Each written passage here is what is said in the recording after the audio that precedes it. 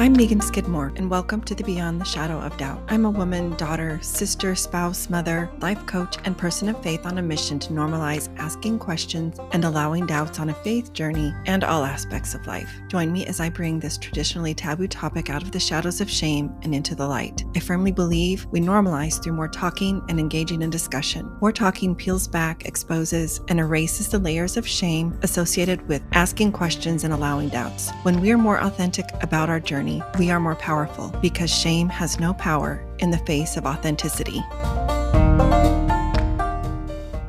Beyond the Shadow of Doubt is a proud member of the Dialogue Podcast Network, which is part of the Dialogue Journal found at dialoguejournal.com/podcast. Founder Eugene England was a Mormon writer, teacher, and scholar who wrote, "My faith encourages my curiosity and awe. It thrusts me out into relationship with all creation and encourages me to enter into dialogue. My hope is that this podcast is an extension of that vision."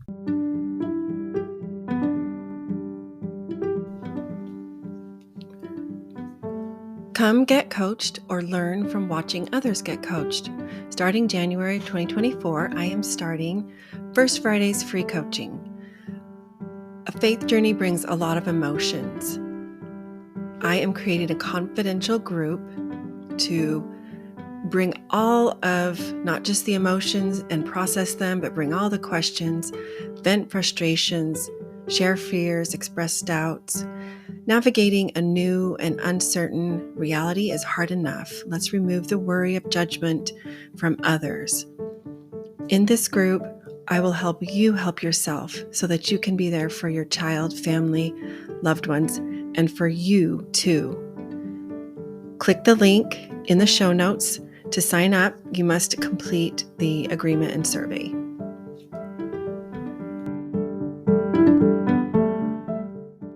"2023 has been the year of discomfortable."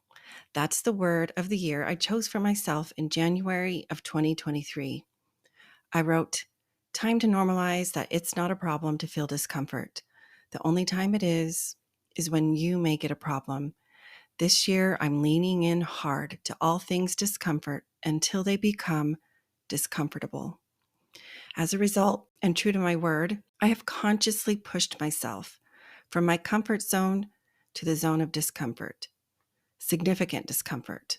I have learned to listen to myself and be better in tune with when to step back or give myself time and space, and alternatively, when to push myself. Here are some things I accomplished in the zone of discomfort.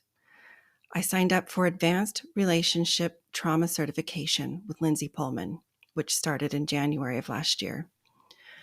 I experienced serious discomfort as I processed some of my own trauma as part of the certification process. That, my friends, was hard. It's definitely one of the most difficult experiences for me to date. At the same time, I experienced so much healing, and you cannot put a price on that. Also, I began to invite guests onto my podcast to be interviewed. The first one being February of 2023. And then I actually published the interviews.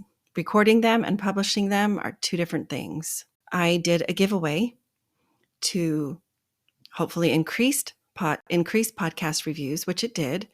I invited individuals to leave a review and enter my giveaway, and they did. And that was very much out of my comfort zone. This 5-week program initiated a seismic shift in me, in helping me get to live my life outside of, well, we all have many stories, but to really become more conscious and aware of the stories that I live in. That was not without significant discomfort and significant sharing and being open and vulnerable, but I did it.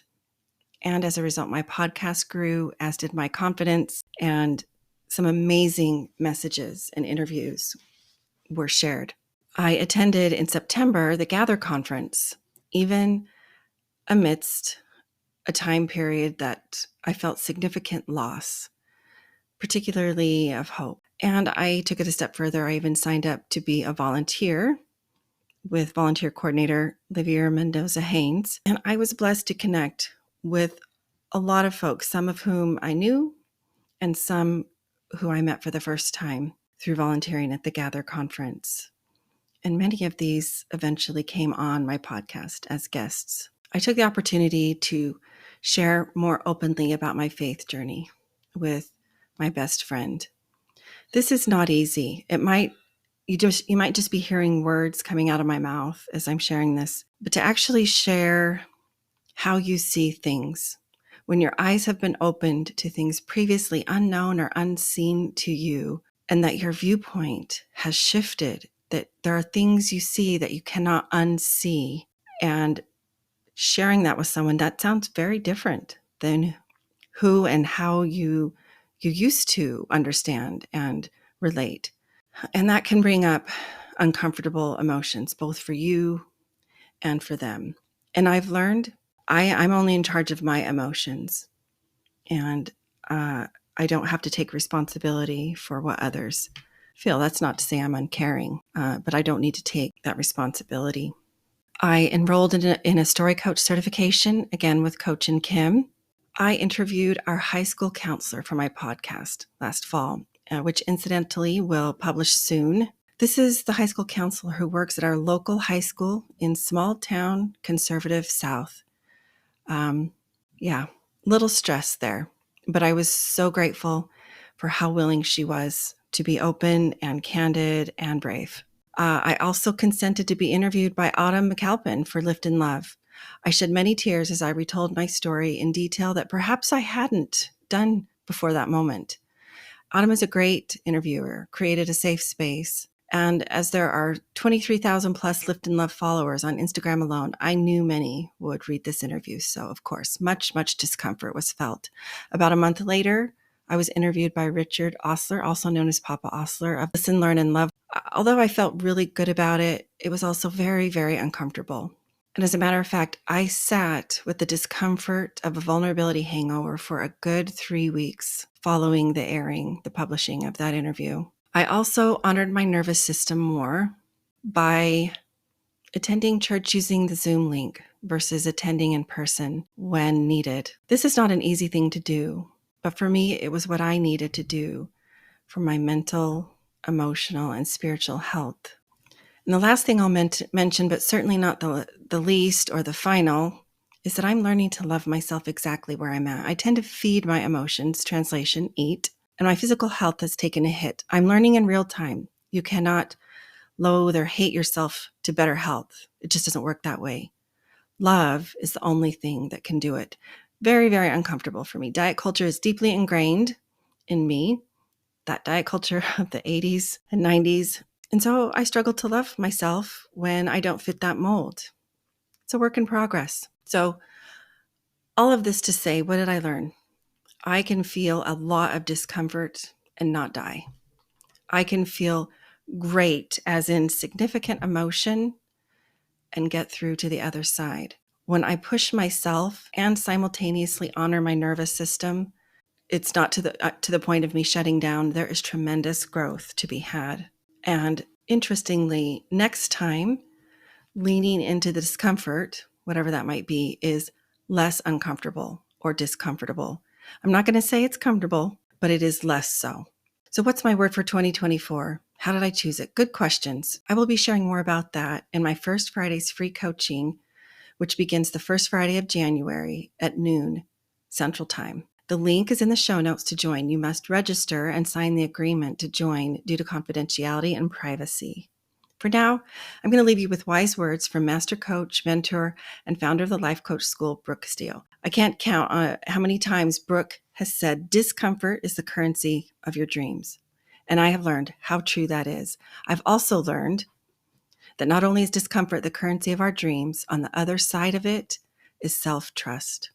This was also shared in a recent email from the Life Coach School. As I have leaned into discomfort and allowed myself to feel uncomfortable emotions and gotten comfortable with feeling discomfort, or in other words, discomfortable, I have learned to trust myself. I have learned to honor my needs, my limits, my nervous system, all of those things that I mentioned earlier. And that increases that relationship one has with oneself. So my question for you is, have you chosen a word of the year? I highly recommend it. Countless times throughout 2023, as I would feel self-doubt, fear, anxiety, worry, concern, or not enough, emotions that we tend to associate with discomfort, I remembered my commitment and I would choose to feel them. It is a choice. I felt them, metabolized them, moved through them, and leaned hard into them to the point of sitting in the discomfortable. I can honestly say my capacity to feel the uncomfortable emotions has increased significantly. I can't measure it. It feels like miles, leaps and bounds. But I do know things that brought up fear, worry, concern, etc. over a year ago definitely don't require the same physical, emotional, mental, spiritual capital that they once did. And that is the beauty of life coaching, learning to coach yourself, hiring a life coach. Here's to trailblazing new pathways. Here's to 2024. Please help Beyond the Shadow of Doubt podcast grow and take a moment to subscribe, share on social and also with your friends, and leave a review on Apple Podcasts. Thanks for joining me. Until next time.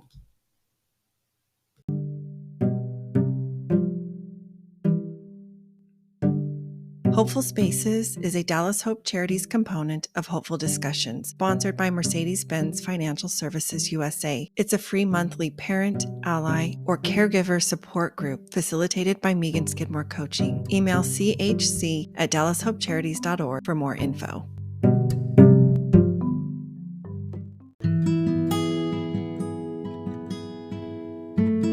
Visit meganskidmorecoaching.com to find this podcast and additional free resources, including the link for a complimentary coaching session. Follow me on Facebook or Instagram for more, or to send me a DM. Help the podcast grow. Please follow, review, and share with a friend.